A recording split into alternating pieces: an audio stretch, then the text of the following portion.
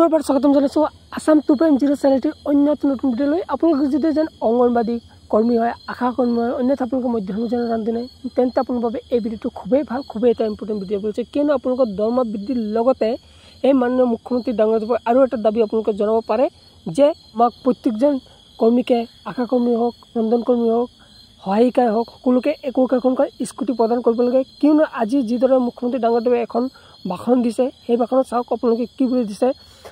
40 লাখ মহিলাক লাখপতি কৰি তোলাটোৱে আমাৰ লক্ষ্য। এইদৰে যিদৰে 40 লাখ দিম বুলি কৈছে, এইদৰে আপোনালোককো তাৰ মাজতে সোমাই দিয়ক। লগতে আপোনালোকে এখন দাবী কৰক যে স্কুটি দিয়ক। আপোনালোকক চাওক কি দিছে, স্কুটিপ্ৰাপ্ত সকলো জীৱিকা সখীয়ে হেলমেট পিন্ধিব লাগিব। স্কুটিত তেল ভৰাবলৈ প্ৰতি মাহে 500 টকা দিয়া হ'ব। এইদৰে আপোনালোকেও দাবী কৰক যে আমাকো এখন স্কুটি দিব লাগে। আশা কৰিছোঁ আজিলৈ ইমানেই আছিলে। আপোনালোকে ভালেই পাব আৰু আপোনালোকে এই দাবীটো জনাওক চৰকাৰক যে আমাৰ দৰমহা বৃদ্ধিৰ লগত একোখন কম দামলৈ স্কুটি আমাক প্ৰদান কৰিব লাগে। আশা কৰিছোঁ আপোনালোকে বুজি পাইছে। আজিলৈ ইমানটা হৈছে। পুনৰ লগ নতুন এটা ভিডিঅ'লৈ, তেতিয়ালৈ আপোনালোকলৈ ধন্যবাদ।